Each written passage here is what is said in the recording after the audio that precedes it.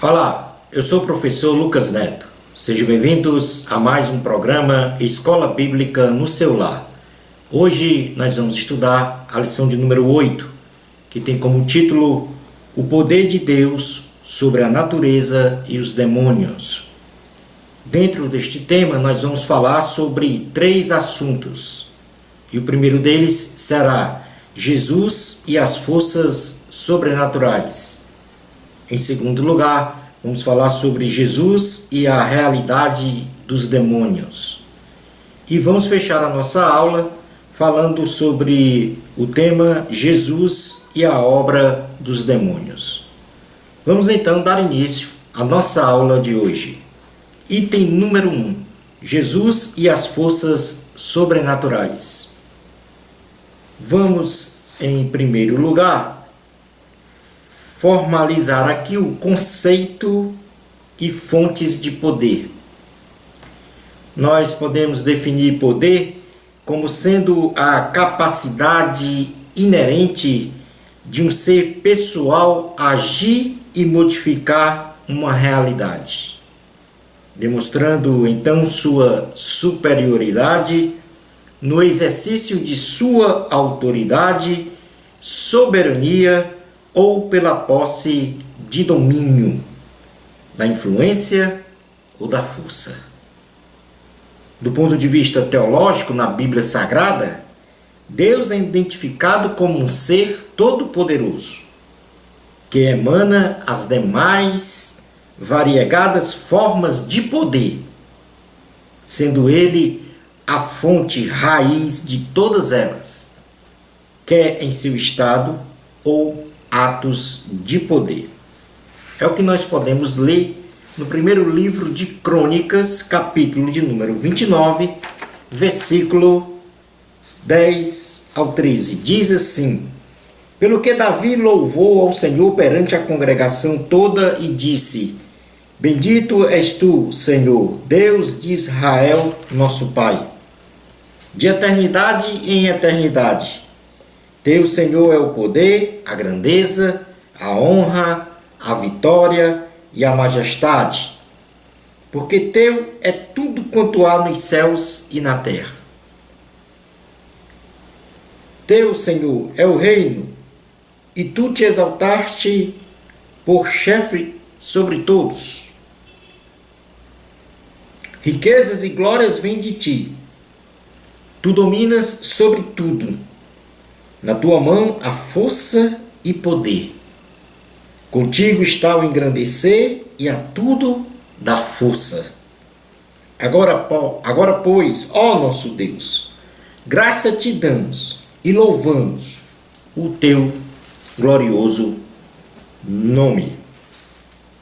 No plano terreno, em sua horizontalidade, podemos conceituar o poder como a habilidade de impor a sua vontade sobre os outros, existindo então diversos tipos de poder, tais como o poder social, o poder econômico, o poder militar, o poder político, governos humanos, entre outros, que advêm do poder de Deus. Vamos fazer uma leitura na carta aos Romanos, capítulo 13, versículos 1 a 7, que contempla exatamente estes governos humanos advindos do Senhor. Diz assim a palavra de Deus: Todo homem esteja sujeito às autoridades superiores, porque não há autoridade que não proceda de Deus, e as autoridades que existem foram por ele instituídas, de modo que aquele que se opõe à autoridade resiste à ordenança de Deus, e os que resistem trarão sobre si mesmos condenação. Porque os magistrados não são para temor quando se faz o bem, e sim quando se faz o mal. Queres tu não temer a autoridade? Faze o bem e terás louvor dela, visto que a autoridade é ministro de Deus para teu bem. Entretanto, se fizeres o mal, teme, porque não é sem motivo que ela traz a espada, pois é ministro de Deus, vingador, para castigar o que pratica o mal. É necessário que eles estejais sujeitos, não somente por causa do temor da punição, mas também por dever de consciência. Por esse motivo também pagais tributos, porque são ministros de Deus, atendendo constantemente a este serviço. Pagai a todos o que lhes é devido. A quem tributo, tributo. A quem imposto, imposto. A quem respeito, respeito. A quem honra, honra. Logo, se Deus outorga poderes aos homens, devemos reconhecer que o Senhor Jesus outorgou poderes ainda maiores aos seus amados discípulos e à igreja. É o que nós podemos ler em Marcos, capítulo de número 16, versículos 15 ao 18, diz assim a palavra do Senhor. E disse-lhes: ide por todo o mundo e pregai o evangelho a toda criatura. Quem crê e for batizado será salvo. Quem, porém, não crê, será condenado. Estes sinais hão de acompanhar aqueles que creem. Em meu nome expelirão demônios, falarão novas línguas, pegarão em serpentes, e se alguma coisa mortífera beberem, não lhes fará mal. Se impuserem as mãos sobre enfermos, eles ficarão curados. Também, no Evangelho de Jesus, segundo escreveu João, capítulo de número 14, versículo 12, diz assim a palavra do Senhor. Em verdade vos digo, que aquele que crê em mim fará também as obras que eu faço, e outras maiores fará, porque eu vou para junto do Pai. Vamos falar agora um pouco sobre o poder soberano de Cristo, já que falamos sobre o conceito de poder e a fonte principal, que é o nosso Deus. Então vamos falar sobre o poder soberano de Cristo nesse momento. O poder de Cristo é supremo, ou seja, está acima de qualquer outro poder. E esta virtude de Cristo, de onipotência, não pode ser destruída. E assim, sob a proteção de Cristo, nós estamos seguros. É o que nós podemos ler na carta aos Efésios, no seu capítulo de número 1, do versículo de número 15 até o 22. Por isso também eu, tendo ouvido a fé que há entre vós no Senhor Jesus e o amor para com todos os santos, não cesso de dar graças por vós, fazendo menção de vós nas minhas orações, para que o Deus de nosso Senhor Jesus Cristo, Pai da glória, vos conceda espírito de sabedoria e de revelação, no pleno conhecimento dele. Iluminados os olhos do vosso coração para saberdes qual é a esperança do seu chamamento, qual a riqueza da glória da sua herança nos santos, e qual a suprema grandeza do seu poder para com os que cremos, segundo a eficácia da força do seu poder, o qual exerceu ele em Cristo, ressuscitando dentre os mortos e fazendo sentar à sua direita nos lugares celestiais, acima de todo principado, e potestade, e poder, e domínio, e de todo nome que se possa referir, não só no presente século, mas também no vindouro. E pôs todas as coisas debaixo dos pés, e para ser o cabeça sobre todas as coisas, o deu à igreja, a qual é o seu corpo, a plenitude daquele que a tudo enche em todas as coisas. O poder de nosso Senhor e Salvador Jesus Cristo é ilimitado, é glorioso, é eterno. é sobre tudo e sobre todos, subjugando então qualquer principado, potestade no céu e na terra. É o que nós podemos ler na carta aos Filipenses, capítulo de número 3, versículos 20 a 21, que diz: Pois a nossa pátria está nos céus, de onde também aguardamos o Salvador, o Senhor Jesus Cristo, o qual transformará o nosso corpo de humilhação para ser igual ao corpo da sua glória, segundo a eficácia do poder que ele tem de até subordinar a si todas as coisas.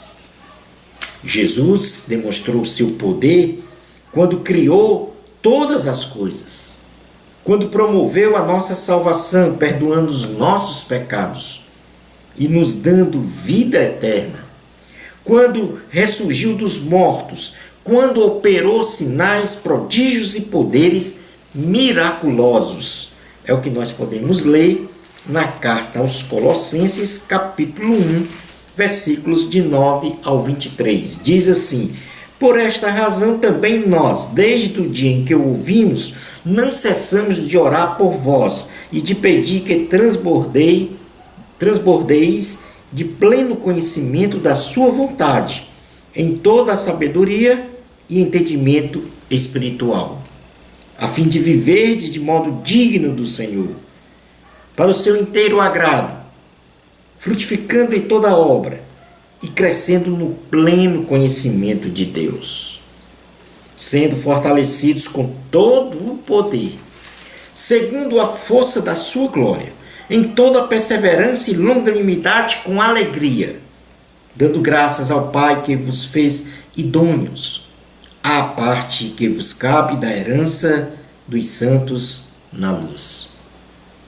Ele nos libertou do império das trevas e nos transportou para o reino do Filho do seu amor, no qual temos a redenção, a remissão dos pecados. Este é a imagem do Deus invisível, o primogênito de toda a criação, pois nele foram criadas todas as coisas, nos céus e sobre a terra, as visíveis e as invisíveis, sejam tronos, sejam soberanias, quer principados, quer potestades, tudo foi criado por meio dele e para ele. Ele é antes de todas as coisas. Nele tudo subsiste. Ele é a cabeça do corpo da igreja. Ele é o princípio, o primogênito de entre os mortos, para em todas as coisas ter a primazia. Porque aprove a Deus que nele residisse toda a plenitude, e que, havendo feito a paz pelo sangue da sua cruz, por meio dele, reconciliasse consigo mesmo todas as coisas, quer sobre a terra, quer nos céus.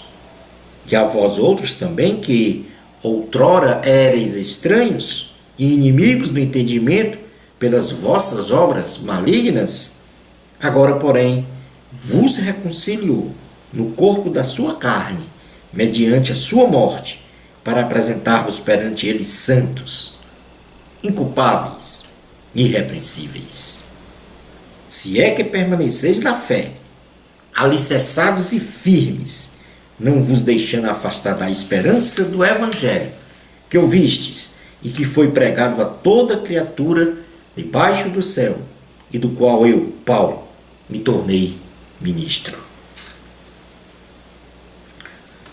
Como Criador de todas as coisas, e mais especificamente da natureza, Jesus tem o poder de fazer cair a chuva, ou cessar a chuva, manter a terra intacta, ou mover a terra, fazer o relâmpago atravessar o céu, ou cair na terra, cessar o relâmpago, agitar o mar, acalmar o mar, revolver o vento, parar o vento.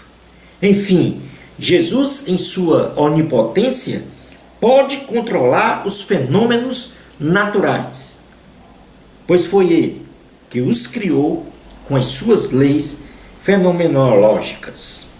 Vamos fazer uma leitura no livro de Jeremias, no capítulo 51, versículo de número 15 e 16. Jeremias 51, 15 e 16, para contemplarmos que Jesus tem esse domínio sobre a natureza. Jeremias 51, 15 e 16 diz assim a palavra do Senhor: Ele fez a terra pelo seu poder, estabeleceu o mundo por sua sabedoria e com a sua inteligência estendeu os céus. Fazendo ele ribombar o trovão, logo há tumulto de águas no céu e sobem os vapores das extremidades da terra. Ele cria os relâmpagos para a chuva e dos seus depósitos faz sair o vento. Uma prova cabal deste domínio, deste poder de Jesus sobre a natureza, sobre os fenômenos naturais. Em Lucas capítulo 8, versículos 22 a 25, nós vamos então aqui observar um episódio narrado pelo evangelista Lucas, onde Jesus controla a natureza. 8, 22 a 25 diz assim a palavra do Senhor. Aconteceu que, num daqueles dias, entrou ele num barco em companhia dos seus discípulos e disse-lhes: Passemos para a outra margem do lago, e partiram. Enquanto navegava, ele adormeceu, e sobreveio uma tempestade de vento no lago, correndo eles o perigo de sossobrar. Chegando-se a ele, despertaram, dizendo: Mestre, estamos perecendo. Despertando-se Jesus, repreendeu o vento e a fúria da água. Tudo cessou e veio a bonança. Então lhes disse: Onde está a vossa fé? Eles, possuídos de temor e admiração, diziam uns aos outros: Quem é este que até os ventos e as ondas repreende e lhe obedecem? Em Cristo habita corporalmente a plenitude da divindade. E por isso os poderes malignos não são páreos diante do Senhor. Pois Jesus veio para destruir as obras de Satanás e já despojou todos os principados e potestades, sendo a derrocada final de Satanás a coisa mais certa e concreta. Na primeira carta de João, em seu capítulo 3, versículos 7 a 10, diz assim a palavra do Senhor: Filhinhos, não vos deixeis enganar, por ninguém. Filhinhos, não vos deixeis enganar por ninguém. Aquele que pratica a justiça é justo, assim como ele é justo. Aquele que pratica o pecado procede do diabo, porque o diabo vive pecando desde o princípio. Para isto se manifestou o Filho de Deus, para destruir as obras do diabo. Todo aquele que é nascido de Deus não vive na prática de pecado, pois o que permanece nele é a divina semente. Ora, esse não pode viver pecando, porque é nascido de Deus. Nisto são manifestos os filhos de Deus e os filhos do diabo. Todo aquele que não pratica justiça não procede de Deus, nem aquele que não ama a seu irmão. Na carta aos Colossenses, capítulo de número 2, versículos 8 a 15, diz assim a palavra do Senhor: Cuidado que ninguém vos venha a heredar com sua filosofia e vãs sutilezas, conforme a tradição dos homens, conforme os rudimentos do mundo e não segundo Cristo. Porque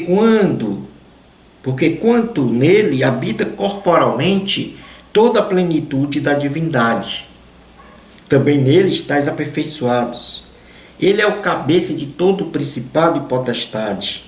Nele também fostes circuncidados, não por intermédio de mãos, mas no despojamento do corpo da carne, que é a circuncisão de Cristo, tendo sido sepultados juntamente com ele no batismo, no qual igualmente fostes ressuscitados mediante a fé no poder de Deus, que o ressuscitou dentre os mortos. E a vós outros que estáveis mortos pelas vossas transgressões e pela incircuncisão da vossa carne, vos deu vida juntamente com ele, perdoando todos os nossos delitos, tendo cancelado o escrito de dívida que era contra nós e que constava de ordenanças, o qual nos era prejudicial. Removeu inteiramente, encravando na cruz e despojando os principados e as potestades publicamente, os expôs ao desprezo, triunfando ele deles na cruz. Vamos passar agora a estudar o item número 2 da lição, onde vamos falar sobre Jesus e a realidade dos demônios.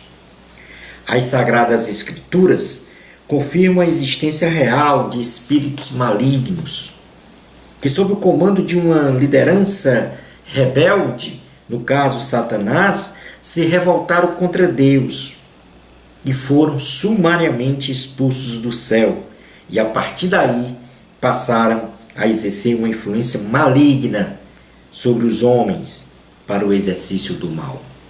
Sendo então esta ideia aceita pela maioria dos teólogos e estudiosos da Bíblia Sagrada. Os espíritos malignos, eles se organizam de forma hierárquica e em diversificadas espécies, tendo como líder maior Satanás, que arregimentou 1/3 dos anjos para formar os principados e potestades com o objetivo de destruir a mais bela criação de Deus, feita à sua imagem e semelhança, no caso, o homem. Vamos fazer uma leitura na carta aos Efésios, seu capítulo 6, versículo de número 11 e 12, que diz, Efésios 6, 11 e 12: Revesti-vos de toda a armadura de Deus, para poderdes ficar firmes contra as ciladas do diabo. Porque a nossa luta não é contra o sangue e a carne, e sim contra os principados e potestades, contra os dominadores deste mundo tenebroso, contra as forças espirituais do mal nas regiões celestes. Portanto, os espíritos malignos são uma realidade e precisam então serem combatidos. Em Apocalipse, capítulo de número 12, versículos 1 a 7, ou 1 a 17, portanto o capítulo inteiro fala aqui sobre esta peleja, sobre essa perseguição de Satanás aos homens. Então vamos fazer aqui uma leitura de todo este capítulo 12 de Apocalipse. Viu-se grande sinal no céu, a saber, uma mulher vestida do sol, com a lua debaixo dos pés e uma coroa de 12 estrelas na cabeça, que, achando-se grávida, grita com as dores de parto, sofrendo tormentos para dar à luz. Viu-se também outro sinal no céu, e eis um dragão grande, vermelho, com 7 cabeças, 10 chifres, e nas cabeças 7 diademas. A sua cauda arrastava a terça parte das estrelas do céu, as quais lançou para a terra, e o dragão se deteve em frente da mulher que estava para dar à luz. a fim de lhe devorar o filho quando nascesse. Nasceu-lhe, pois, um filho varão, que há de reger todas as nações com cetro de ferro, e o seu filho foi arrebatado para Deus até ao seu trono. A mulher, porém, fugiu para o deserto, onde lhe havia Deus preparado lugar para que nele a sustentem durante 1260 dias. Houve peleja no céu. Miguel e seus anjos pelejaram contra o dragão. Também pelejaram o dragão e seus anjos. Todavia não prevaleceram, nem mais se achou no céu o lugar deles. E foi expulso o grande dragão, a antiga serpente que se chama Diabo e Satanás, o sedutor de todo o mundo. Sim, foi atirado para a terra, e com ele os seus anjos. Então ouvi grande voz do céu proclamando: agora veio a salvação, o poder, o reino do nosso Deus e a autoridade do seu Cristo. Pois foi expulso o acusador de nossos irmãos, o mesmo que os acusa de dia e de noite diante de nosso Deus. Eles, pois, o venceram por causa do sangue do Cordeiro e por causa da palavra do testemunho que deram, e mesmo em face da morte, não amaram a própria vida. Por isso festejai, ó céus, e vós, os que neles habitais. Ai da terra e do mar, pois o diabo desceu até vós, cheio de grande cólera, sabendo que pouco tempo lhe resta. Quando, pois, o dragão se viu atirado para a terra, perseguiu a mulher que dera à luz o filho varão. E foram dadas à mulher as duas asas da grande águia, para que voasse até ao deserto, ao seu lugar, aí onde ela é sustentada durante um tempo, tempos e metade de um tempo, fora da vista da serpente. Então a serpente arrojou da sua boca atrás da mulher água como um rio, a fim de fazer com que ela fosse arrebatada pelo rio. A terra, porém, socorreu a mulher, e a terra abriu a boca e engoliu o rio, que o dragão tinha arrojado de sua boca. Irou-se o dragão contra a mulher e foi pelejar com os restantes da sua descendência, os que guardam os mandamentos de Deus e têm o testemunho de Jesus, que se pôs em pé sobre a areia do mar. Vamos falar agora sobre a ação dos espíritos malignos sobre a humanidade, já que no item anterior nós então provamos que a existência de Satanás e seus demônios realmente é uma realidade. Agora vamos estudar como é que eles agem para destruir o homem. O maior objetivo de Satanás é destruir o homem, impedindo-o de alcançar a graça do Senhor Jesus, materializada na salvação. E para este efeito, os espíritos malignos agem, dentre outras atividades demoníacas, da seguinte forma: em primeiro, impõe pesados sofrimentos físicos e de ordem mental nos homens. Por exemplo, Lucas narra esta condição no capítulo 8, versículos 26 a 34. Diz assim a palavra do Senhor. Lucas 8, 26 a 34. Então rumaram para a terra dos Gerasenos, fronteira da Galiléia. Logo ao desembarcar, veio da cidade ao seu encontro um homem possesso de demônios, que havia muito não se vestia, nem habitava em casa alguma, porém vivia nos sepulcros. E quando viu a Jesus, prostou-se diante deles, clamando e dizendo em alta voz: que tenho eu contigo, Jesus, Filho do Deus Altíssimo? Rogo-te que não me atormentes, porque Jesus ordenara ao espírito imundo que saísse do homem, pois muitas vezes se apoderara dele, e embora procurasse conservá-lo preso com cadeias e grilhões, tudo despedaçava e era impelido pelo demônio para o deserto. Perguntou-lhe Jesus: qual é o teu nome? Respondeu ele: Legião, porque tinham entrado nele muitos demônios. Rogavam-lhe que não os mandasse sair para o abismo. Ora, andava ali pastando no monte uma grande manada de porcos. Rogaram-lhe que lhes permitisse entrar naqueles porcos, e Jesus o permitiu. Tendo os demônios saído do homem, entraram nos porcos, e a manada precipitou-se despenhadeiro abaixo, para dentro do lago, e se afogou. Os porqueiros, vendo o que acontecera, fugiram e foram anunciá-lo na cidade e pelos campos. Portanto, o primeiro ponto da ação de Satanás é impor pesados sofrimentos físicos e de ordem mental nos homens, como foi o caso deste endemoniado Geraseno. Em segundo lugar, os demônios induzem as pessoas a praticarem a adoração a ídolos, portanto a idolatria, a praticar a imundícia das relações sexuais ilícitas, a amar o dinheiro, a ter poder a qualquer custo, a esfriar o amor, a não ter compaixão e a praticar toda sorte de pecados, retirando então do homem a salvação.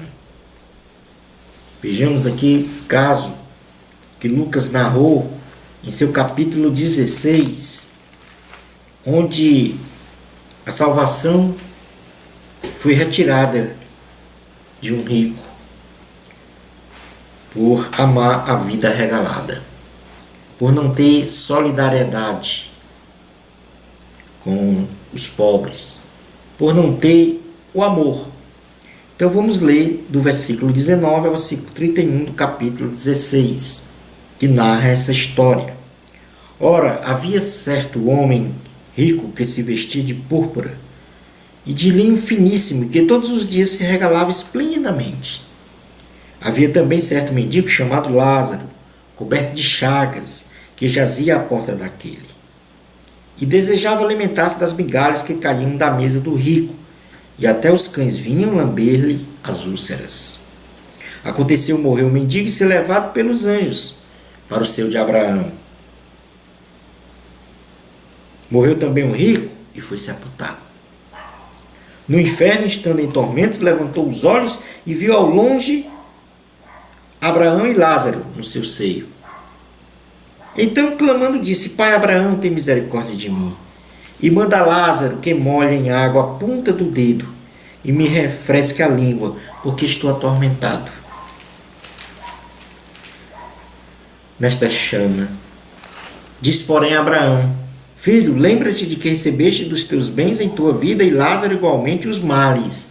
Agora, porém, aqui ele está consolado, tu em tormentos.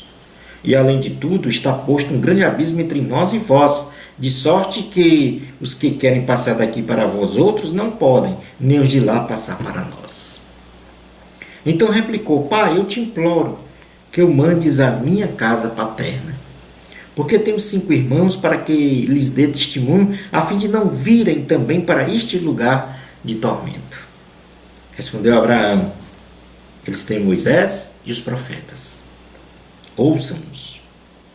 Mas ele insistiu: Não, pai Abraão, se alguém dentre os mortos for ter com eles, arrepender-se-ão.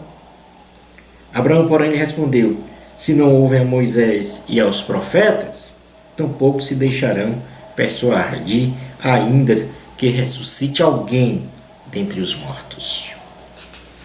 Outra forma que Satanás age é de manter as pessoas cativas a um tipo de sofrimento por longos e longos anos, até chegar à morte.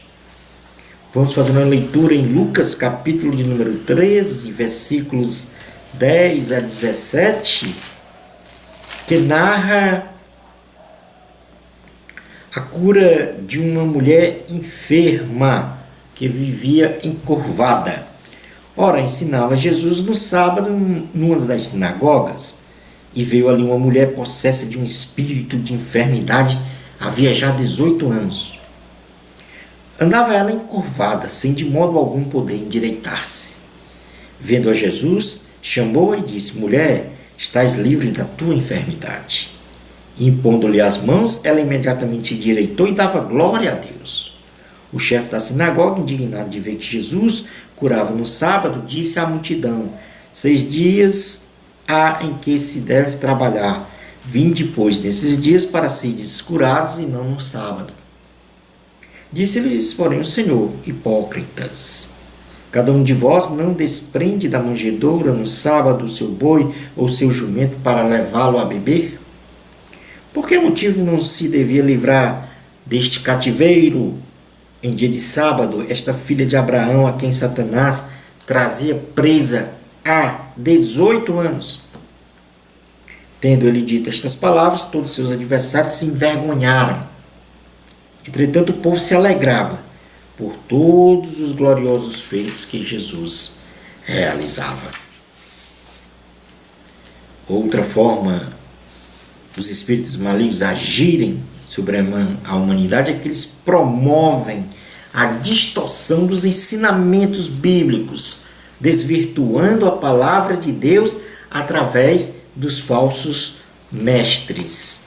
Na primeira carta a Timóteo, em seu capítulo de número 4, versículos de 1 a 4, diz assim: Ora, o Espírito afirma expressamente que nos últimos tempos alguns apostatarão da fé, por obedecerem a espíritos enganadores e a ensinos de demônios, pela hipocrisia dos que falam mentiras e que têm cauterizado a própria consciência, que proíbem o casamento e exigem abstinência de alimentos que Deus criou para serem recebidos com ações de graças pelos fiéis e por quantos conhecem plenamente a verdade. Pois tudo que Deus criou é bom, e recebido com ações de graça, nada é recusável, porque pela palavra de Deus e pela oração é santificador.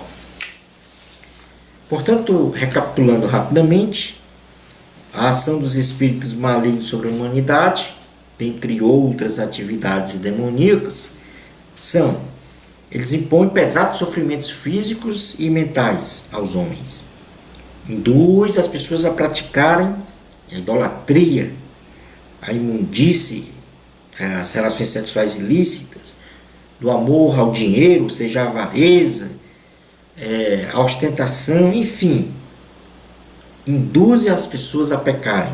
Em terceiro lugar, mantém pessoas presas, cativas no sofrimento. E em quarto lugar, promovem a distorção dos ensinamentos, da interpretação da palavra de Deus. Vamos então agora trabalhar o item número 3 da lição, que fala sobre Jesus e a obra dos demônios. Jesus tem toda a autoridade no céu e na terra. É o que diz em Mateus, capítulo de número 28, em seu versículo 18. O próprio Jesus falou: Jesus, aproximando-se, falou-lhes dizendo: toda a autoridade me foi dada no céu e na terra. E já mencionamos na aula anterior que o evangelista Lucas, com maestria, narrou pelo menos 15 ocasiões de curas e 2 ressurreições, onde o próprio Jesus demonstrou seu poder sobre as doenças e a morte, confirmando então que Cristo veio para destruir as obras de Satanás e seus demônios.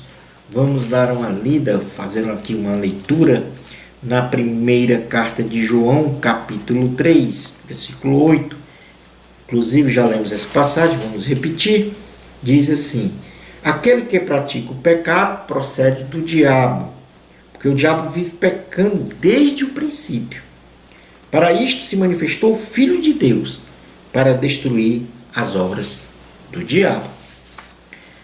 Satanás já recebeu a sua sentença final. O seu poder, o poder de Satanás, pode ser suplantado por aqueles que invocam o nome de Jesus, sabendo que a derrota permanente do diabo e seus asséculos já foi determinada. Vamos fazer aqui uma leitura em Lucas, capítulo de número 10, versículos 17 a 20, que fala aí sobre este poder dos homens que creem em Jesus sobre Satanás.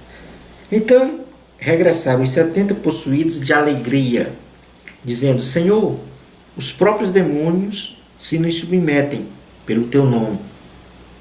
Mas ele lhes disse: eu vi Satanás caindo do céu como um relâmpago. Eis aí vos dei autoridade para pisar de serpentes e escorpiões e sobre todo o poder do inimigo, e nada, absolutamente nada, vos causará dano. Não obstante, alegrai-vos, não porque os espíritos se vos submetem, sim porque o vosso nome está arrolado nos céus. Portanto, aqui mostra que Satanás tem os seus dias contados. Concluindo a nossa aula de hoje, o poder de Jesus é incontestável, supremo, soberano sobre tudo e sobre todos. Isto em todo o universo. Deus está no controle de tudo e devemos depositar toda a nossa confiança, toda a nossa fé em Cristo, para termos vida e vida com abundância.